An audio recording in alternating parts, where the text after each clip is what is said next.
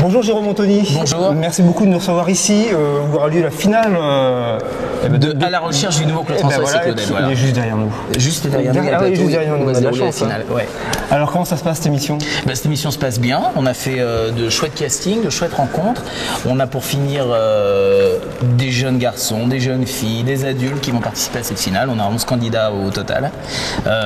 Et on a des bons candidats qui ont eu le temps de bien travailler depuis les castings et qui ont fait vachement de progrès. J'ai jamais vu des candidats faire autant de progrès dans une émission, dans un concours comme celui-ci. Alors quand on est animateur, est-ce qu'on a le droit d'avoir des petits chouchous, des petits favoris? Ou est-ce que c'est SQ? Alors, est-ce qu'on a toujours des petites affinités? Très sincèrement, ouais. J'ai pas d'affinité, mais il y a un ou deux candidats qui me touchent quand même particulièrement. Mais je vous dirai pas qui. Mais c'est surtout vers les enfants, moi, en fait, que j'ai.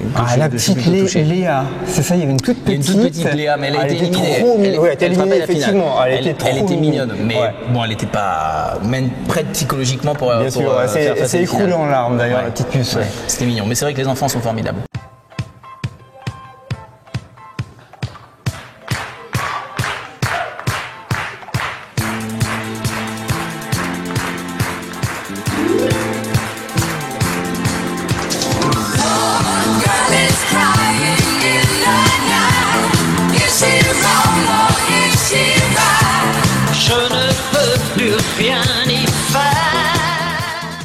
Je voulais te demander un truc, la musique c'est quelque chose que tu adores, on ne sait pas forcément, mais tu as même sorti on a même les images, hein. Ah d'accord. On a les images, mais comme on capte pas bien, je ne vais pas pu les mettre, mais on a les images, donc on va les mettre quand même. Oui, alors t'as fait un CD.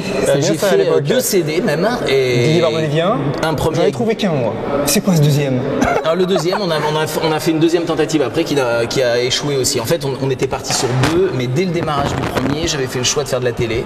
Donc j'ai fait très peu de promos avec le premier titre s'appelait Quelque part quelqu'un. Exact. Ouais. Et j'ai fait très peu de promos avec ce titre. Pourquoi t'as choisi? Alors t'aurais pu, comme tu disais, bifurquer vers la chanson, mais t'avais déjà choisi la télévision à ce moment-là? En fait, pour être clair, moi quand j'étais gamin, je voulais faire un métier artistique, je voulais faire chanteur et comédien, je voulais faire les deux.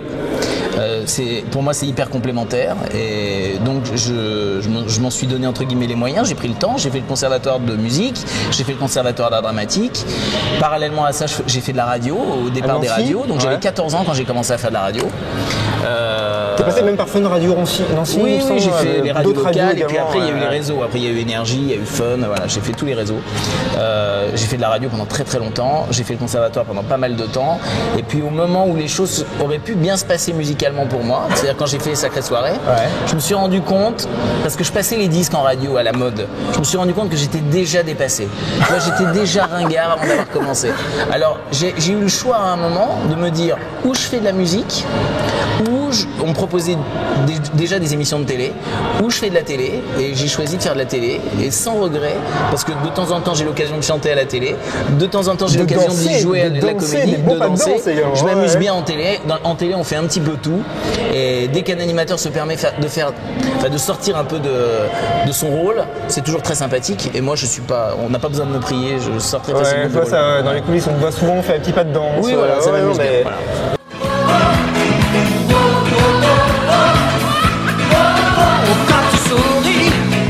Je m'envole au paradis, je vais à Rio de Janeiro, je prends ta main et nos cœurs font plus de bruit que toutes les cymbales du carnaval. Alors il y a le jeu de jambes de Claude François qui est celui-là, regardez je vous le montre parce qu'on va beaucoup le voir dans l'émission, c'est le célèbre jeu de jambes de Claude François. Mais Claude François c'est pas seulement un jeu de jambes, c'est un jeu de bouche. Au passé, il y avait Alexandre Debasse qui avait animé à la recherche du nouveau Michael Jackson. T'avais suivi ou pas l'émission? Non. Non? En pas du temps? Oui, j'ai pas suivi, mais au même titre que je ne suis pas les émissions que je fais habituellement. Déjà, moi j'ai du mal à regarder les émissions que je fais, donc très sincèrement, je ne les regarde pas. Et quand je les regarde, je suis foudrage, je m'en vais à mort, je déteste me voir, donc je les regarde pas. Alex, j'ai pas regardé ses émissions parce qu'à l'époque, moi j'en faisais une qui me prenait beaucoup de temps aussi et j'ai pas pris le temps de regarder effectivement. Ta chanson préférée de Coco, c'est laquelle?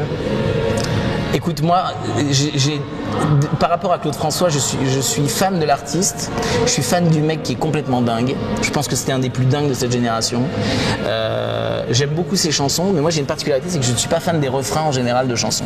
Et la force des chansons de Claude François, c'est les refrains. Ouais.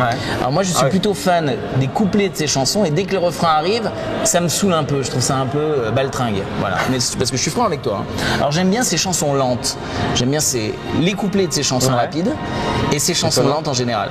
Il y a plein de chansons de Claude François que j'adore, je peux pas te dire, parce que dès que j'en entends une, c'est pas forcément les plus connues, je me dis ah, celle-là elle était géniale. Ah, il y a toujours un petit truc quelque part qui me rappelle quelque chose. La qualité principale de tous les candidats, je pense que c'est vraiment l'amour de Claude François, la sincérité. Quand on les voit, c'est la sincérité. Écoute, moi je sais un truc, c'est que déjà il y a de la sincérité, ils adorent Claude François, je pense qu'ils adorent trop Claude François même. Et il y a un truc qui est sûr, c'est qu'ils ont beaucoup travaillé depuis des années, et ils ont pris de mauvais réflexes sans doute. Parce que vous ne vouliez pas d'imitateur, c'est pour ça qu'il me dit ça en fait. Oui, mais en même temps, il fallait qu'il y ait quelque chose de Claude François, sinon c'était pas la peine. Tu vois, il fallait qu'il y ait quelque chose, mais que ce quelque chose amène quelque chose en plus. C'est comme si on transportait ces années passées dans nos années d'aujourd'hui. Alors on va pas forcément faire quelque chose de moderne, on va faire quelque chose qui a du charme, quelque chose qui correspond aux années 70, tu vois, mais avec un chanteur d'aujourd'hui. C'est pour ça que les gamins sont plus touchants encore que les adultes. Et puis ils sont encore un peu maniables. Ils ont été coachés, ils ont travaillé, ils ont fait beaucoup de progrès, les enfants. Est-ce que tu es allé voir la maison de Claude François en fait, qui est à Danemois, le moulin en fait, le moulin qui est à Danemois dans le 91, je crois, dans l'Essonne? Alors écoute, non, j'y suis jamais allé. Je suis pas à ce point-là, si tu veux. Mais je t'avoue que je connais très bien le producteur qui a produit le film, et il m'en parle depuis 2-3 ans de ce projet. Et je lui dis, écoute, c'est pas possible, il faut que je puisse passer un moment comme ça dans le film, quoi. Il faut que je sois gravé dans la pellicule, quoi. Il me dit, mais bien sûr, bon, je t'appelle dès qu'on a besoin un peu de monde, etc. Puis il m'appelle un jour, il me dit, bon, j'ai besoin tu auras 2 répliques, viens, on est au moulin à Danemois. Je dis, je peux pas, je suis en tournage ce jour-là, je peux pas. Il me rappelle une deuxième fois, il me dit, viens, j'ai encore un truc, là, il y a 1 ou 2 répliques, tu pourras. J'ai pas pu y aller 3 fois de suite.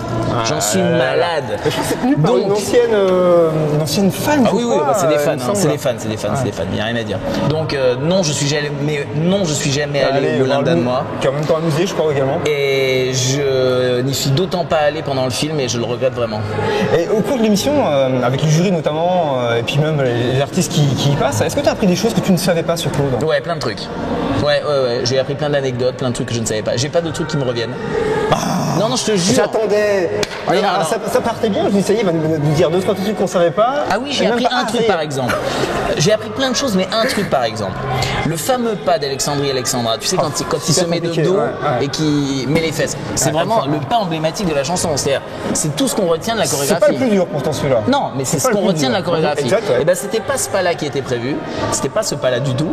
Et juste avant leur première prestation avec cette chanson, Claude François va voir Dany et lui dit, je sens pas, il manque un truc. Plutôt que ça, on va faire ça, et c'était ce pas-là. Et ils ont répété ça quelques minutes avant leur premier passage télé sur cette chanson. Ah oui, d'accord, c'est complètement quasiment de l'impro, quoi. Voilà, complètement, c'était de la dernière minute. Tu as animé l'émission Zéro de conduite sur M6, et justement, tu viens de te faire arrêter par un gendarme pour excès de vitesse. Malheureusement, il ne te restait plus qu'un seul point sur ton permis. Essayes-tu de te mettre le gendarme dans la poche? La réponse est pas imaginable, parce que je ne dépasse jamais la limite de vitesse. Je vais vous dire la vraie vérité vraie, c'est que tout le monde gueule avec ça, mais t'es tranquille quand tu restes dans les clous, quoi. Voilà. Donc il y a plein de domaines dans lesquels je sors des clous, mais les voitures, franchement, c'est très dangereux. J'en ai fait les frais, donc je suis toujours très sympathique avec les gendarmes. Je suis peut-être trop sympathique avec les gendarmes, mais c'est vrai que je suis plutôt du genre à respecter les limites de vitesse. Quand je me fais arrêter, ça m'est arrivé, je paie mes amendes, je ne discute pas, mais je reste toujours très sympathique avec les gendarmes. Voilà. Notre caméra est le trou de serrure du bureau de tes boss d'M6 qui font une réunion. Approche-toi et dis-nous ce que tu vois et entends. Alors là, je me demande toujours ce qui peut se passer à ce moment-là, mais je pense sincèrement, pour pouvoir dormir tranquillement la nuit suivante, qu'il vaut mieux pas savoir ce qui se dit, parce qu'ils doivent pas être tendres, ni avec moi, ni avec les autres d'ailleurs. Donc je ne préfère même pas savoir ce qui se passe dans ces bureaux, mais pour autant, ce qu'il en sort ne me déplaît pas des masses. Voilà. En promo pour M6 ou W9, quelle est la phrase la plus agaçante ou embêtante que peut te dire ton attaché de presse? C'est que t'es pressé. Non, mais moi je suis pas dans ce truc-là. Hein. Moi je suis pas au niveau où on me presse dans tous les sens. Le truc le plus désagréable que peut te dire une attachée de presse, c'est non, ils ont tel magazine, ils ont pas voulu de toi parce que c'est pas assez fort. Tu rentres chez toi. Qu'as-tu que Stéphane Plaza n'a pas? c'est vrai qu'on a pas mal de points communs finalement quand j'y pense, mais je crois que je suis un peu moins radin que lui en fait. Hein Stéphane? Dédicace pour tes fans sur planetpeople.com. Alors je pense que le mot fan ne doit pas être galvaudé. Les fans, c'est pour les gens, c'est pour les stars, pour les vedettes, les gens inaccessibles, des gens formidables qui sortent pas dans la rue, qui prennent pas le métro, qui mettent des lunettes de soleil, qui marchent vite de chez eux à la voiture pour ne pas qu'on pense qu'ils traînent dans la rue. Moi, je ne fais pas partie de cette catégorie. J'ai des gens qui m'aiment bien et moi, je les aime plutôt bien parce qu'ils m'aiment bien. J'avoue que je suis pas fan des gens qui m'aiment pas, par exemple. Mais dans la vie aussi, pas seulement à la télé. Donc, je vous embrasse toutes et tous sur planetpeople.com.